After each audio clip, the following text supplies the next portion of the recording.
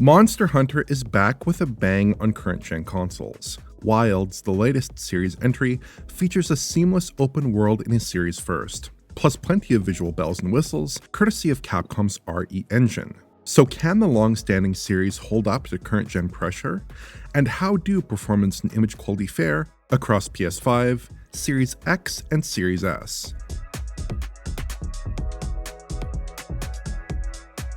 Let's first focus on the areas where Monster Hunter Wilds excels. Capcom's latest does a generally very good job of depicting wide open gameplay spaces, without too much pop-in, and plenty of flora and detailed static geometry.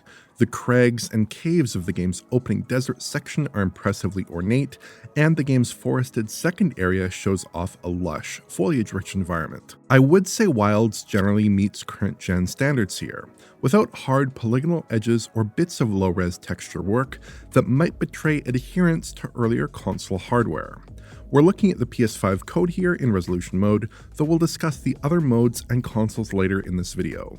PS5 Pro though will have to wait for a special follow-up video coming out tomorrow focused exclusively on that console. The game's iconic monster hunts are highlighted by unique looking foes that you often fight in interesting arenas, like this flowery spider boss. These enemies are sometimes accentuated by interesting secondary animation, with tendrils and hairy bits responding physically to the creature's animations. Much of your time is spent trying to wear down these powerful creatures, so it's helpful that they look so eye-catching. That high level of care extends to the game's characters as well. NPCs have eye-catching designs with suitably sophisticated skin shading and hair rendering, which are highlighted in a surprising volume of well-animated cutscenes. These sequences often showcase exquisite action moments with really deft cutscene craft. The gameplay animation is also very effective. Enemy attacks are telegraphed effectively to the player, and player movement feels responsive and looks good. I especially enjoyed the animations of the game's mounts, which shift their weight convincingly as they sprint through game environments. A lot of the movement in more restricted spaces here is effectively out of player control, but at least it looks appealing.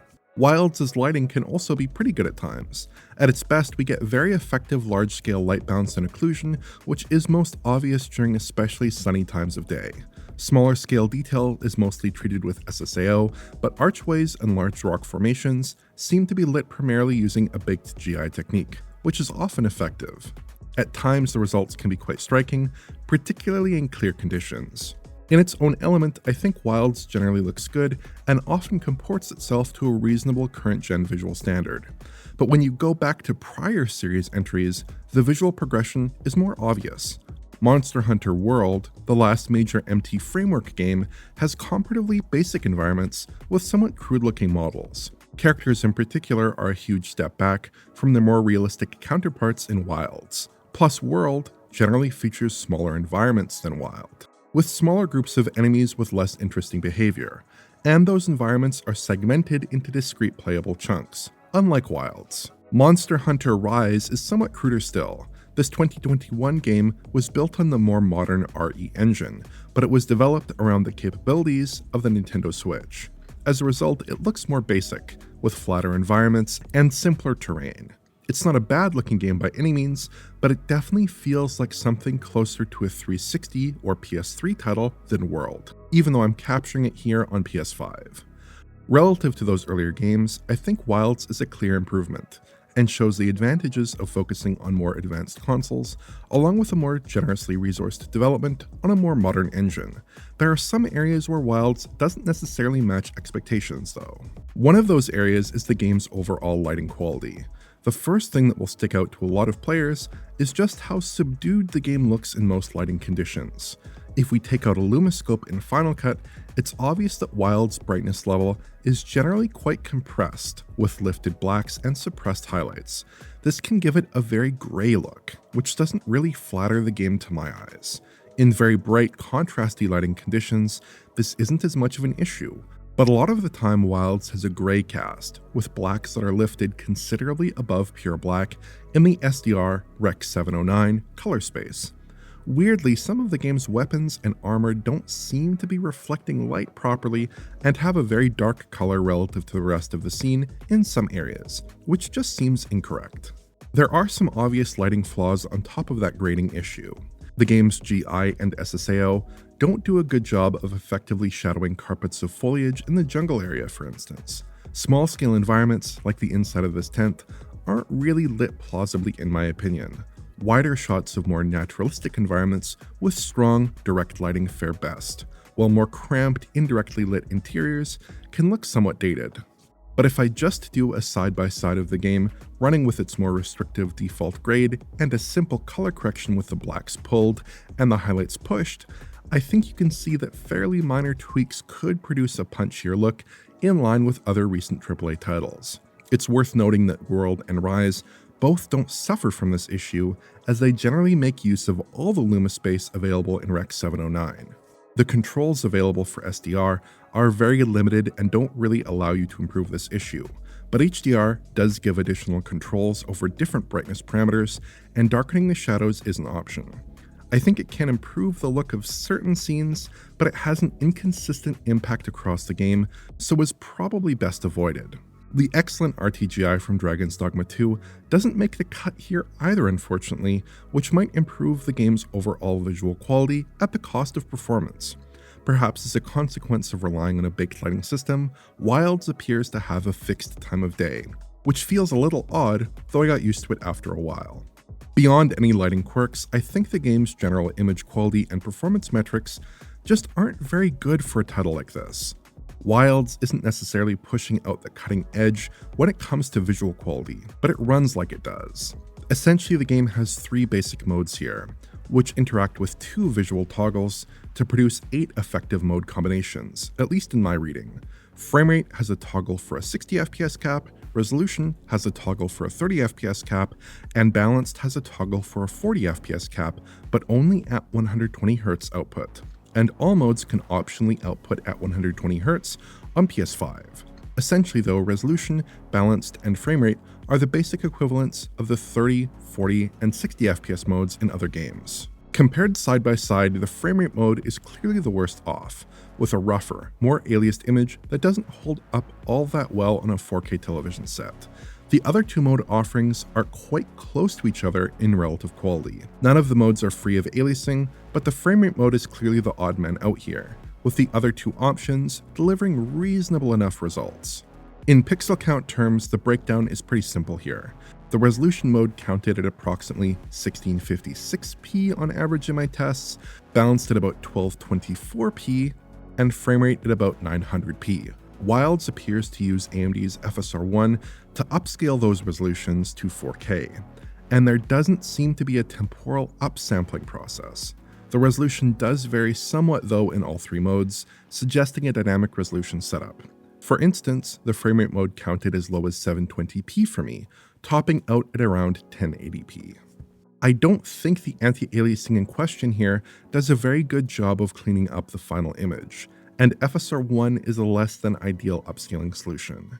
I wonder if FSR2 might have proven more effective ultimately on PS5 here. The visual setup, with no obvious signs of checkerboard rendering and a varying pixel count, is quite unlike other recent RE Engine titles, and not necessarily for the better. Beyond the resolution tweaks, volumetric lighting quality changes somewhat between the various modes. GI quality also appears to be affected, as the balanced and resolution modes get a bit of additional light bounce to supplement the baked GI, relative to the performance mode, which looks a bit less lively. The framerate mode has simplified screen space reflections and more aggressive LOD behavior as well.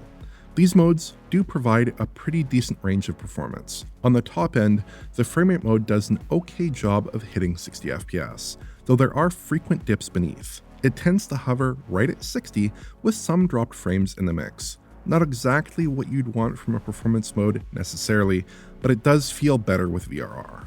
The resolution mode gets closer to hitting a locked frame rate, but again, it drops beneath its 30 FPS target in heavier scenes. Generally though, it is a more or less stable experience outside of minor blips here and there. Balanced mode unfortunately is a little closer to the performance mode in typical play. When targeting a straight 40 FPS here with 120 Hz output, it suffers from relatively frequent dropped frames, though it's usually hovering right around 40 FPS even when it does dip. Frame pacing at least is not an issue in either of these capped modes. You also have the option to play with any of these modes uncapped, though this doesn't work out exactly how you'd expect. The performance and balanced modes run very similarly to their capped counterparts, reaching a consistent frame rate level right around 60 FPS and 40 FPS respectively, though they can still experience a larger frame rate uplift in light content. The uncapped resolution mode does push noticeably higher frame rates than the capped console experience, however. Unfortunately, in my testing with VRR, LFC does not seem to engage with the balanced or resolution modes at 120Hz output, so the game feels choppier than it should on VRR 120Hz panels, especially when uncapped. This is an issue that Capcom really should fix for PS5 players. One pleasant surprise here, though, is that NPCs don't suffer from the same obnoxious pop-in issues we observed in Dragon's Dogma 2, though they do animate at reduced rates when far from the player. The reduced rate animation is also sometimes visible with distant enemies. This was an area of some concern after the issues Dragon's Dogma suffered, but the smaller town areas in Wilds likely don't raise the same CPU constraints that we saw in that title. Ultimately, Monster Hunter Wilds is a good-looking game, but I do have concerns about its performance on PS5 here. Image quality and performance metrics don't line up favorably with other current-gen software, even compared to games that are pushing out the absolute state of the art. Performance mode in particular is of significant concern, with rough and imprecise low-resolution visuals.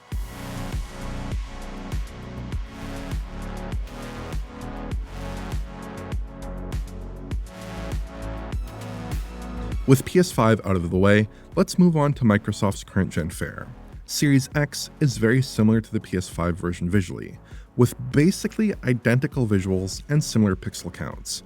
I didn't spot any substantial differences in my comparisons across any of the three modes captured at 60Hz. That means a pretty rough-looking performance mode with substantially more refined visuals in the balanced and quality modes that better suit a 4K display. Performance-wise, it's also basically the same story. Expect a generally solid 30 FPS resolution mode with slightly rougher performance and balanced modes. If we pair the PS5 and Series X up for a moment in their uncapped resolution configurations, they run very similarly with a slight PS5 advantage in these shots. If you're picking between PS5 and Series X, I probably wouldn't put much emphasis on their relative visual turnout here because the results seem quite similar. Image quality, performance, and visual settings are closely matched. The VRR support on Series X is a bit better though for the resolution and balanced modes, which may be worth considering if you have a 120Hz VRR display. Series S is a lot simpler than the other console machines. We get just one option here, a 30 FPS targeting mode, plus the customary unlocked and 120Hz toggles. Capcom clearly restricted gamers from high-performance modes for a reason though, because the game looks quite a bit worse than the other consoles, even in their framerate modes. There are a number of visual cuts here. SSR is totally absent in my experience, with essentially no specular detail on bodies of water. Texture resolution also takes a big hit, with poor quality textures all over the game. Rendering resolution counts at 1080p or a bit below typically, but the image is much softer than the other consoles in their framerate modes. I think the S lacks the FSR and sharpening treatment the other consoles receive to try to improve image quality. The game also has 1080p UI, unlike the other consoles which have 4K UI instead. Performance isn't great either. In its capped configuration, it suffers from frequent sub-30 FPS dips. These are often little periodic stumbles beneath 30, but can be more substantial and extended in some scenes. Monster hunting in the 25 FPS range is really not ideal, but that's often the run of play on Series S at the moment. Uncapping does little, as you might imagine. The same sub-30 FPS moments remain, and the game barely manages to pull above 30 FPS most of the time.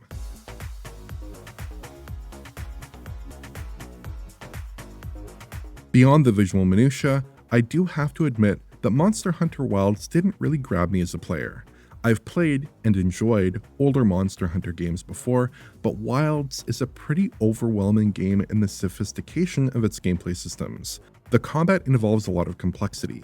There are so many potential weapon types, and the hotkey and menu systems are a little obtuse. Players who are out of practice like me are bound to be overwhelmed. There is so much to learn here, and the game seems to take it for granted that you have an affinity for the series and a lot of background knowledge before you pick up the controller. It's a bit of an intimidating game, with gameplay detail that rivals complex MMOs like Final Fantasy XIV. Over my hours of play, I didn't really click with the game's combat, though there were occasional bright spots. I'm sure there will be a compelling action game here for a lot of players, but it's submerged a bit beneath gameplay systems that aren't exactly self-explanatory. It also doesn't help that the game's mode selection is relatively lackluster, and that there's such a steep consequence for wanting to play in framerate mode on PS5 and Series X, where I think the moment-to-moment gameplay feels best. The biggest issue here is that the visuals just don't scale all that well to PS5, Series X, and Series S. The lack of temporal upsampling plus the relatively constrained power of console hardware results in a less than ideal experience, at least on the tested machines. Series S in particular needs some revision, failing to reach a stable 30 FPS in a lot of content. We'll have more to say about PC and PS5 Pro in follow-up content, but for now I'm less than satisfied with the Wilds experience on the regular current-gen consoles. If you enjoyed this video, please like, subscribe, and press the bell for YouTube notifications. Check out the Patreon at digitalfoundry.net for exclusive and early access content, and to get in touch, use social media. Thanks for watching.